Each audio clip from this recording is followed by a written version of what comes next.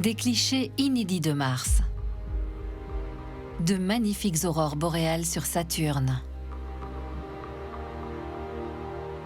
Des amas stellaires à l'intense clarté contenant des millions de jeunes étoiles.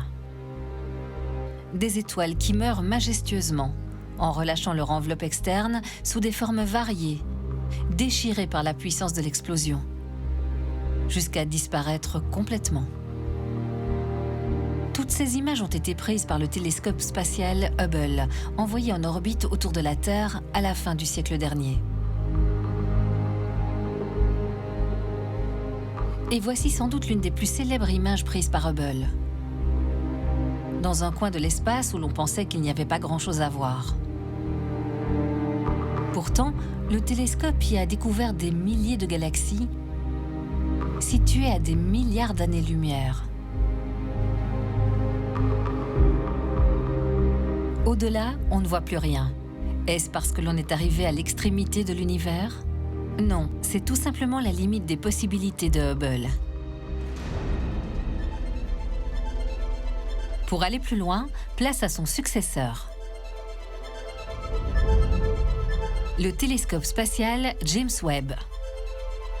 Sa construction est l'œuvre de centaines d'ingénieurs et de techniciens. Un chantier colossal nécessitant une collaboration de haut niveau international. La conception du James Webb est très différente de celle de Hubble. D'abord, il est beaucoup plus grand. En comparaison avec une taille humaine, le miroir de Hubble était déjà impressionnant. Celui du James Webb combinera carrément 18 miroirs hexagonaux pour créer une surface de 6,5 mètres de diamètre. C'est plus de 2 étages.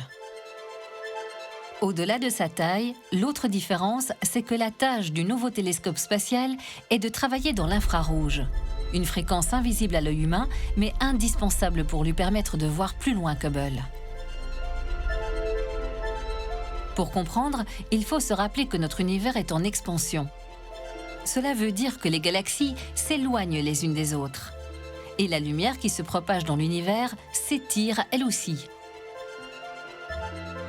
C'est ce qu'on appelle le redshift.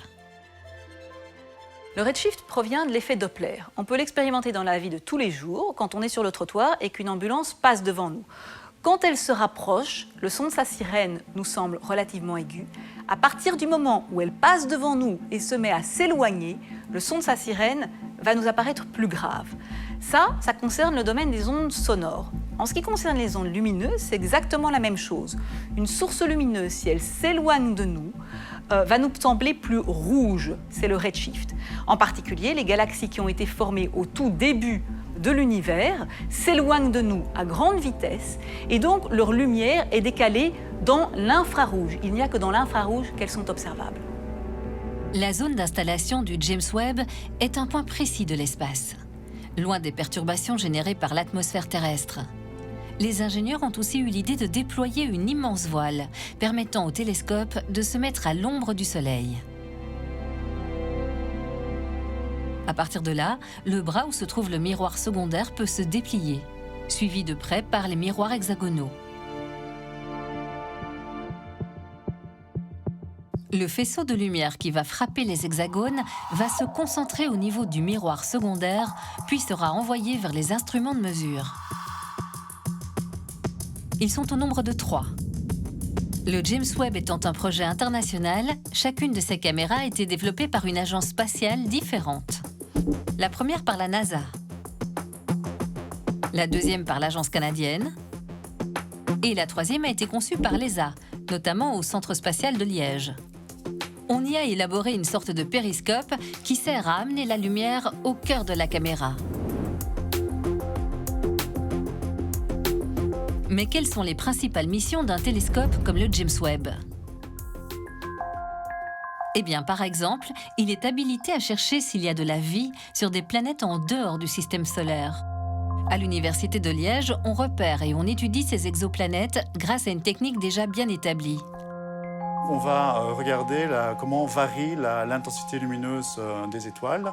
Et lorsque une planète passe devant l'étoile, mais on va avoir une partie de l'étoile qui est cachée, donc on va avoir une baisse de l'intensité lumineuse, et ça va nous donner accès à la présence de la planète. On va découvrir la planète de cette façon-là, et ensuite on va isoler ce qu'on appelle son spectre, donc sa lumière émise, et ça va nous donner l'accès à sa composition atmosphérique. Et donc ici vous avez des spectres observés dans l'infrarouge pour Vénus, la Terre et Mars. Et on voit que le spectre de la Terre est totalement différent des deux autres spectres. Il se caractérise par des structures supplémentaires qui sont indicatrices de formes de vie à la surface de la planète. Et donc, on veut faire la même chose, mais pour des planètes qui sont en orbite autour d'autres étoiles. La formidable puissance du James Webb devrait rendre encore plus efficace ce type d'observation. On essaye de repérer les meilleures cibles possibles pour le James Webb pour que différentes équipes, incluant la nôtre, puissent utiliser le James Webb au mieux pour étudier des planètes potentiellement habitables et peut-être y trouver de la vie. Une autre question fondamentale à laquelle le James Webb doit permettre de répondre se situe au cœur de ces nuages. Ce sont des pépinières d'étoiles. Les étoiles se forment au sein de nuages de gaz et de poussière par contraction sous l'effet de la force de gravité. En fait. Donc les étoiles naissent parfois isolées, mais le plus souvent en groupe de 2, 3, plusieurs étoiles. Mais donc elles se forment dans un environnement qui est très encombré, très poussiéreux et gazeux. Et le problème, c'est que le rayonnement visible va être fort absorbé et diffusé par ces poussières. L'intérêt d'observer en infrarouge, c'est que la lumière infrarouge, elle, au contraire, passe très efficacement à travers ces nuages de gaz et de poussière. Et que donc on peut véritablement sonder à l'intérieur de ces pouponnières d'étoiles. C'est pourquoi le James Webb promet de belles avancées dans ce domaine. Toutes ces questions et bien d'autres trouveront peut-être une réponse grâce au James Webb. Lancé par la fusée européenne Ariane depuis Kourou, en Guyane, son destin est celui d'apporter aux hommes de nouvelles découvertes.